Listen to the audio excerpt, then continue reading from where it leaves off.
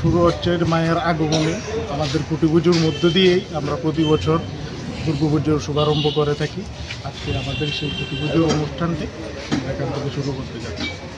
কি থিম রয়েছে, কি কোথাকার কারিগর রয়েছে, প্রতিমা শিল্পী? হচ্ছে আমাদের এবারের থিমটা হচ্ছে মায়ানমারের একটা বুদ্ধ টেম্পল, মায়ানমারের বুদ্ধ টেম্পল, সেটাই আমরা এবার করতে যাচ্ছি। কীরকম বাজেট নিয়ে এবার আপনাদের?